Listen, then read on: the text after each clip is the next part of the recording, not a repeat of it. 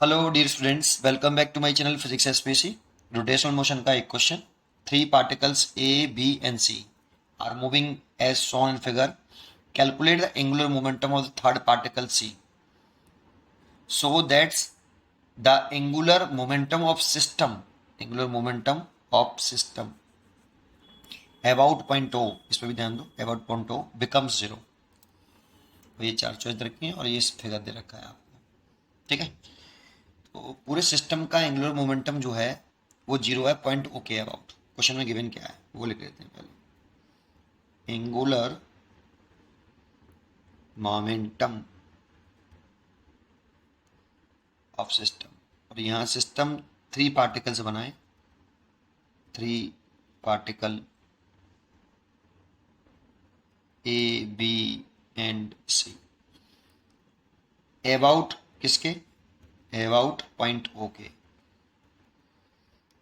कितना है, जीरो है। पूरे सिस्टम का angular momentum zero, L O point के अबाउट पूरे सिस्टम का जीरो दे रखा है। ये हमें क्वेश्चन में गिवन है। देखो इसमें क्या करते हैं, एल ओ वेक्टर फॉर्म में लिख लेते हैं पूरे सिस्टम का, पॉइंट ओ पर, पॉइंट ओ के अबाउट। ठीक है, पहले वाले पार्टिकल का ये एल ए लिख देता हूँ, दूसरे वाले पार्टिकल बी का प्लस तीसरे वाले पार्टिकल सी का, ऐसे। और हमें सी वाले पार्टिकल का एंगुलर मोमेंटम पूछा है, ये हमसे पूछा है। ठीक है, चलो आप ये डायग्राम में हमें जानकारी दे रखी है, अब कैसे करें। देखो इसका तो हमें जीरो दे रखा है, L A vector plus L B vector plus L C vector, इसको दल ले आए तो माइनस के L C vector is equal to L A vector plus L B vector. अब मैं अगर एल ए वेक्टर की वैल्यू फाइंड आउट कर लूँ, एल बी वेक्टर की वैल्यू फाइंड आउट कर लूँ और यहाँ रख दूँ और एल सी का निकाल लूँ, तो ये वाली इक्वेशन को आप वन डालिए। ठीक है, अब निकालें कैसे उसको देखते हैं। तो पहले की पॉइंट्स देख लो इसका, फिर निकालते हैं। यहाँ पे पहले की पॉइंट्स बता दो। देखो अगर किसी मूविंग पार्टिकल जिसका मास एम हो और वेलोसिटी वी वेक्टर हो, और मान लो पॉइंट ओ के अबाउट ही एंगुलर मोमेंटम पूछा है, एंगुलर मोमेंटम ऑफ पार्टिकल, ये पार्टिकल है आपका। ठीक है, particle about point O, about point O, तो ओ पॉइंट के अबाउट मोमेंटम देखना है तो जानते हो पॉइंट ओ से पी को ज्वाइन करोगे ना, उसको हम बोलते हैं आर वेक्टर। और ये एल वेक्टर इक्वल टू होता है कितना आपका,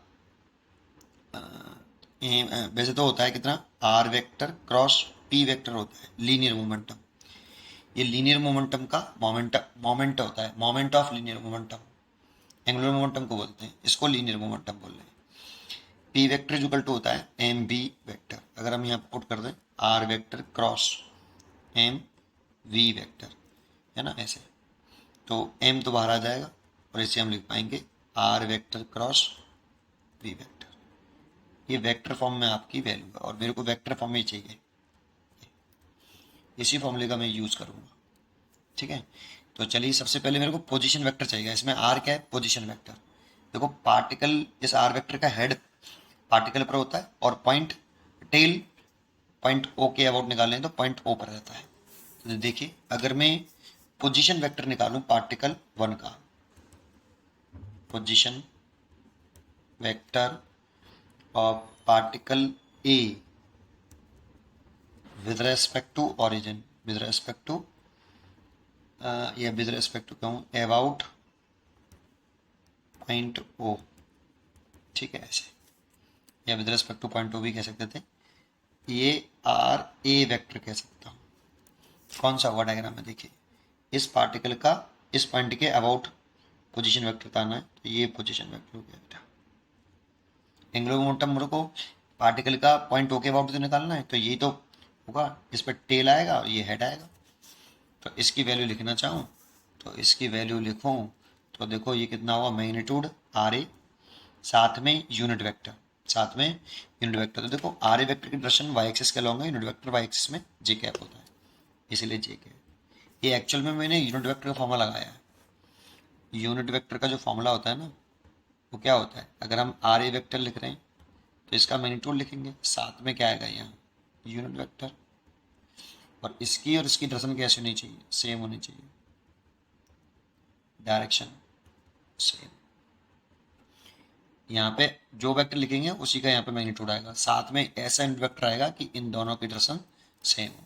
तो देखो आर ए वेक्टर की डायरेक्शन, ये आर ए वेक्टर है आपका, ये इसकी डायरेक्शन जो है लॉन्ग वाई एक्सिस है, दैट मीन जे कैप, तो डायरेक्शन सेम है इसीलिए से। और आर ए यहाँ पे दे रखा है कितना, इसका मैग्नीट्यूड दे रखा है 2 मीटर, तो मैग्नीट्यूड दे रखा है 2 जे कैप, आर ए का मैग्नीट्यूड दे रखा है 2 मीटर, ठीक है।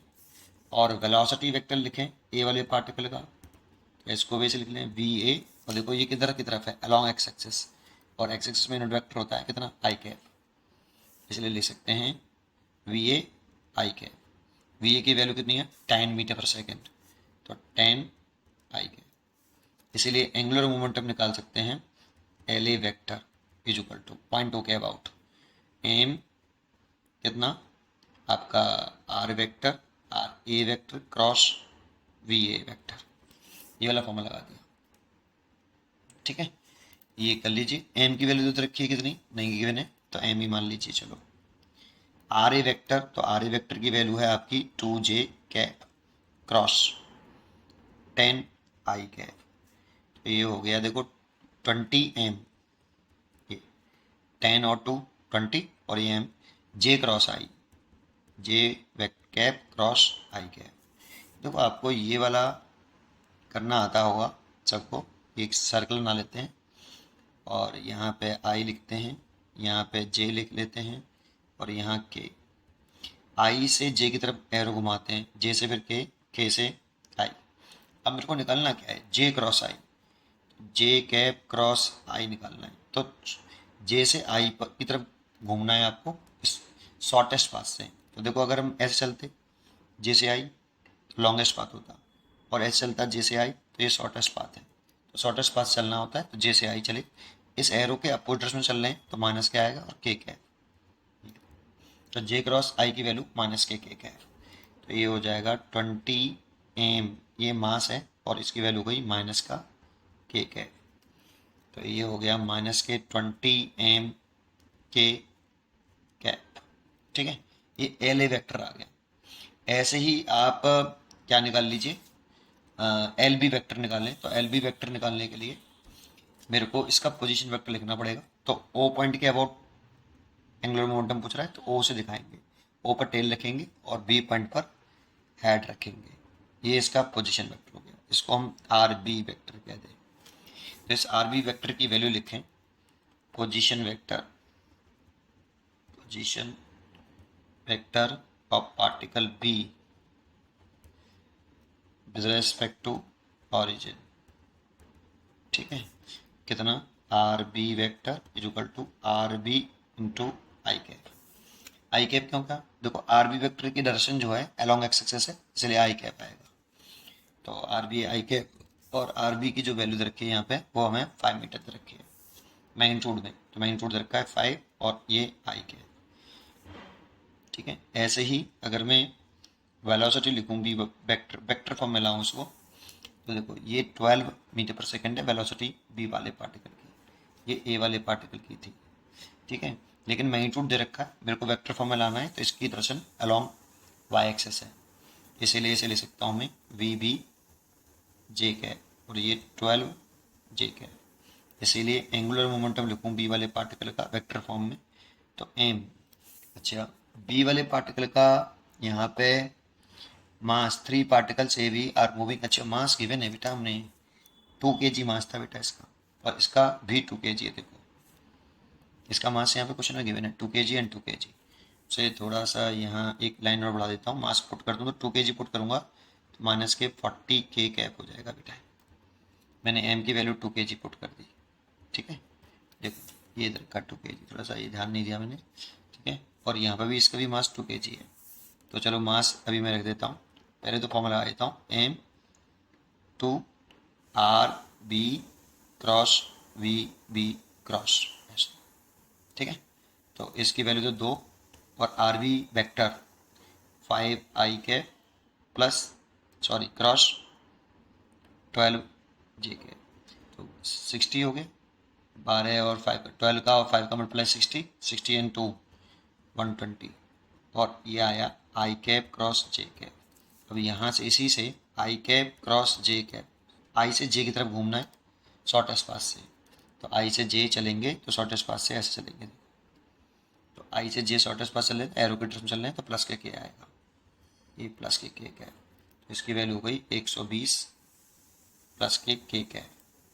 इसीलिए फ्रॉम किस में चले जाओ, इक्वेशन फर्स्ट में, तो इसे लिख रहा हूँ, तो ये देखो ये लिख रहा है एल सी वैक्टर माइनस में L C vector is equal to L A vector, L A vector की वैल्यू है माइनस के 40 K plus L B vector की वैल्यू है 120 के 120 में से आप 40 सब्ट्रैक्ट करोगे तो प्लस के 80 के कैप आ जाएगा, और ये माइनस का एल सी वैक्टर, तो L C vector is equal to इस माइनस साइन को उधर लाएंगे तो माइनस का 80 के ये इसका आंसर। उम्मीद करता हूँ कि आपको ये जरूर समझ में आया होगा। आप शॉर्ट करते हैं तो एक साथ ही यहाँ पे वैल्यू पुट कर देते हैं 0, फिर एक साथ यहाँ पे वैल्यू पुट करते हैं, एक साथ सॉल्व करते हैं, ईजी हो जाता है थोड़ा सा, है ना। तो आपका माइनस का 80 K cap, B choice is correct, minus का 80 K cap kilogram metre square पर सेकेंड। उम्मीद करता हूँ कि आपको ये क्वेश्चन जरूर समझ में आया होगा। पढ़ते रहिए और खुश रहिए। Thank you.